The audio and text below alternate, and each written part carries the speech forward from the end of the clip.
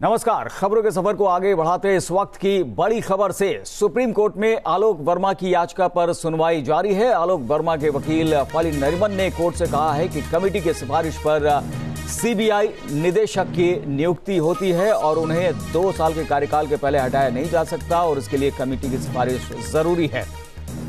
ये सुनवाई आगे बढ़ती हुई ट्रांसफर के लिए सिलेक्शन पैनल की मंजूरी जरूरी है। फली नरीमन वकील ने ये बात कही है, आलोक वर्मा के वकील, और साथ ही साथ अब ये मामला जो है वो आगे बढ़ता हुआ। धीरेन्द्र पुंडीर हमारे सहयोगी हमारे साथ जुड़ गए हैं। धीरेन्द्र, ये अहम मामला, सबकी नजरें इस पर टिकी हुई है, किस तरह से सुनवाई आगे बढ़ रही है और जिस तरह से पिछली सुनवाई में सुप्रीम कोर्ट ने कड़ी नाराजगी जताई थी, क्या आज कोई टिप्पणी आई है सुप्रीम कोर्ट की तरफ से?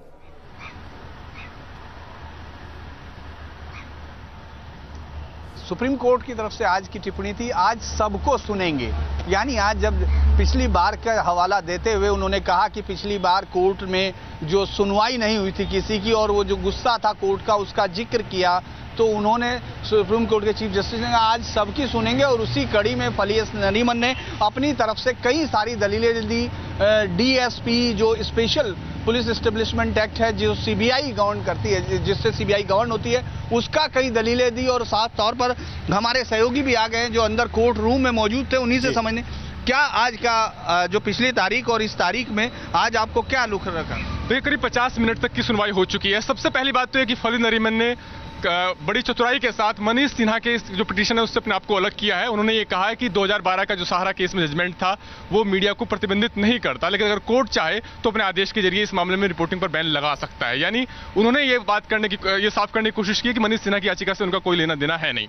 दूसरी बात यह कि पिछले करीब 50 मिनट की जो सुनवाई हुई है उसमें फली नरीमन ने विनीत नारायण मामले में दिए गए फैसले, डीएसपी एक्ट और सीवीसी एक्ट, इन तीनों का हवाला दिया है और 3 महत्वपूर्ण बातें इनके जरिए कहने की कोशिश की है। पहला ये कि सीबीआई डायरेक्टर का कार्यकाल कम से कम 2 साल होना चाहिए, वो कार्यकाल तय है। उनके ट्रांसफर के लिए भी उनको नियुक्त करने वाली कमेटी की इजाजत लेना जरूरी है, जिसमें प्रधानमंत्री, विपक्ष के नेता और चीफ जस्टिस शामिल होते हैं। और छुट्टी पर भेजने का जो फैसला है वो ट्रांसफर जैसा ही है, छुट्टी पर भेजने का फैसला सीवीसी नहीं ले सकता, सिलेक्शन पैनल की मंजूरी लेना जरूरी है। चीफ जस्टिस ने जो 2 महत्वपूर्ण टिप्पणियां की हैं, पहला ये कि वो सबकी सुनेंगे। राजीव धवन का ऐतराज था कि पिछली बार जो आपने टिप्पणी की थी वो अनफॉर्चुनेट थी। दूसरी चीफ जस्टिस ने ये कहा है कि वो पहले इस बिंदु पर दलीलें सुनेंगे कि क्या प्रधानमंत्री की अध्यक्षता वाले सिलेक्शन पैनल की मंजूरी के बिना सीबीआई डायरेक्टर को छुट्टी पर भेजने का फैसला लिया जा सकता है या नहीं। जी, चलिए धीरे ये तमाम अहम बातें हैं जो सामने आ रही है और सुनवाई आगे बढ़ रही है। और सबसे बड़ी बात कि सुप्रीम कोर्ट आज भी कह रहा है कि सबकी बातें सुनेगा और उसके बाद जो है कोई टिप्पणी उसकी तरफ से आएगी। आप नजर बनाए रखिए, आगे भी आपसे अपडेट लेंगे। फिलहाल बातचीत करने के लिए, जानकारी के लिए बहुत बहुत शुक्रिया।